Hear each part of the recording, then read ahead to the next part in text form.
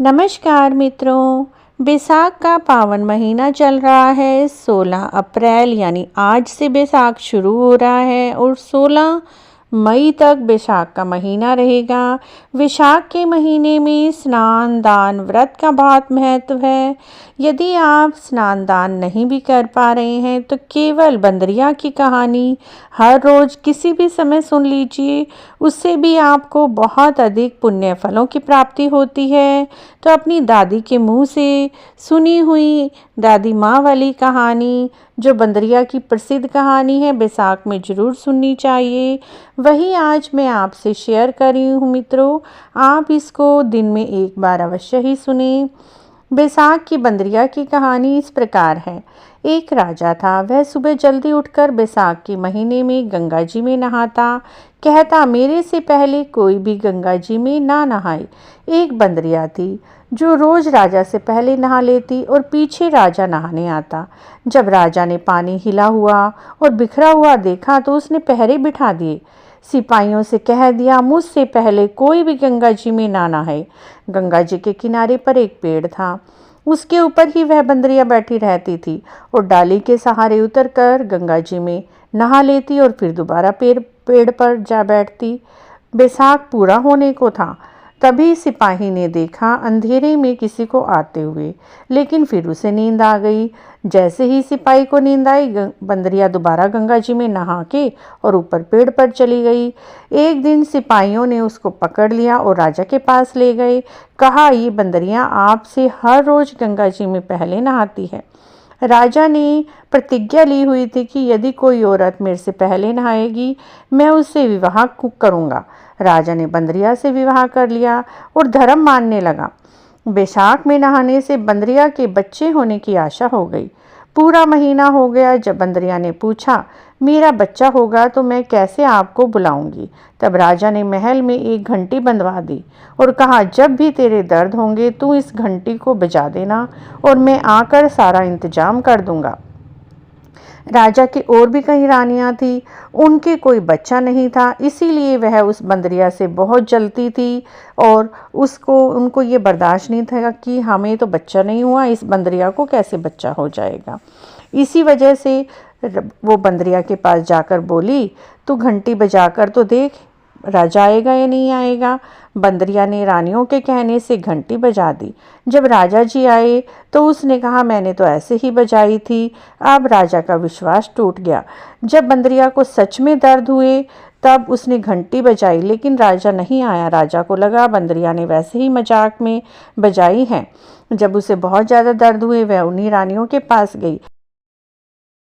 बंदरिया ने अपनी सौतन रानियों से पूछा कि मैं बच्चे को कैसे पैदा करूं, क्योंकि मैंने घंटी बजाई है, राजा जी तो आए ही नहीं। रानियों ने बंदरिया को कहा, बच्चा पैदा करने के लिए सबसे पहले आंखों पर पट्टी बांध ले और अपना सिर ओखली में दे दे। बंदरिया के बैसाख नहाने के पुण्य से उसे बहुत सुंदर लड़का हुआ, लेकिन रानी ने होते ही राजा को नहीं दिया और दासियों को देकर कहा, इस बच्चे को कहीं पर दबाया या मार कर आ जा। बंदरिया के बच्चे को दासियां लेकर चली गई, लेकिन इतने सुंदर बच्चे को उन्हें मारने का दिल नहीं किया और उन्होंने उस बच्चे को उठाकर नदी के किनारे पर फेंक दिया। वहीं पर कुम्हार नदी के किनारे मिट्टी से बर्तन बनाने के लिए मिट्टी इकट्ठी करने के लिए आया और कुम्हार ने देखा कि वहीं पर एक सुंदर बच्चा सोया हुआ है।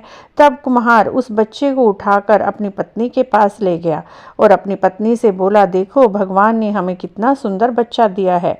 क्योंकि उनके भी कोई संतान नहीं थी, दोनों पति पत्नी बहुत खुश हुए और उस बच्चे को पालने लगे। इस तरह से उस बच्चे का पालन पोषण कुम्हार के घर होने लगा। कुम्हारनी ने उसको पाल पोस कर सुंदर राजकुमार बना दिया, यानी वो कुम्हार का लड़का बन गया। लड़का अब मिट्टी के हाथी घोड़े बेचता और लड़का उससे खेलता। लड़का बोला, पिताजी मेरे को भी हाथी घोड़े दो, मैं इससे खेलूंगा। फिर हाथी घोड़े ले जाकर कुएं पर बैठ गया। लड़के को सारी बातों का पता था कि मैं बंदरिया से हुआ हूँ और रानियों ने मुझे मारने के लिए दासी को दिया था और दासी मुझे पानी के किनारे पर छोड़ आई थी। वह दासियों को देखकर बोला, मेरे मिट्टी के घोड़े, मेरे मिट्टी के हाथी, पानी पी लो। दासियां बोली, अरे मूर्ख, कभी मिट्टी का हाथी घोड़ा भी पानी पीता है? लड़का बोला, मूर्खों, कहीं बंदरिया के भी ईंट पत्थर पैदा होते हैं?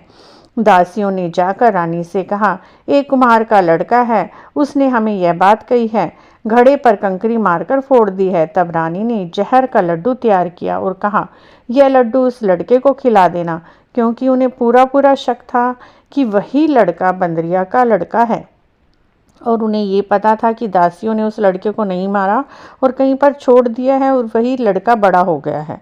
दूसरे दिन दासियों ने उस लड़के को वो जहर का लड्डू खिलाया तो भगवान की कृपा से वो लड्डू गोंद और गिरी के बन गए। उस पर जहर का कोई असर नहीं हुआ। अगले दिन दासियों ने आकर देखा वह तो मरा ही नहीं, फिर से खेलता मिला। इस पर रानियां रूठ कर सो गई।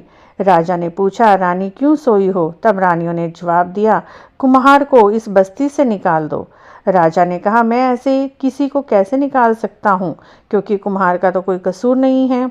लेकिन रानियों की जिद के आगे राजा को उनकी बात माननी पड़ी और कुम्हार को नगर से बाहर निकाल दिया। कुम्हार अब जंगल में रहने लगा।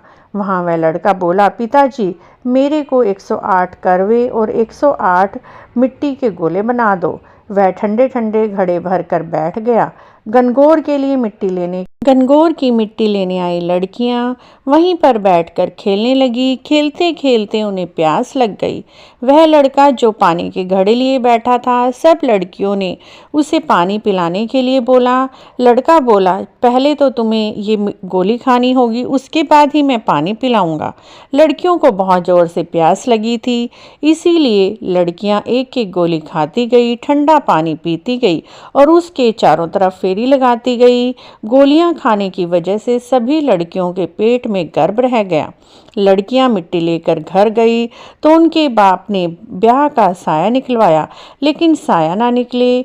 ब्याह का कोई भी साया ना निकलने की वजह से बाप का भी माथा ठनका।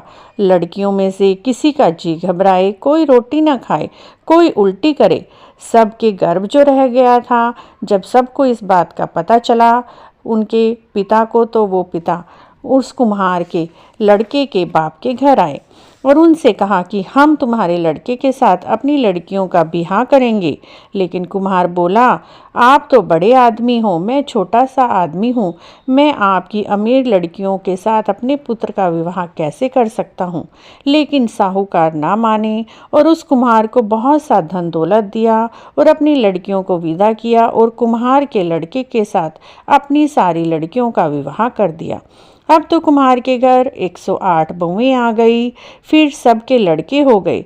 सभी बहुओं के लिए कमरे बनवाए गए। इस तरह से 108 कमरे बनवाए गए।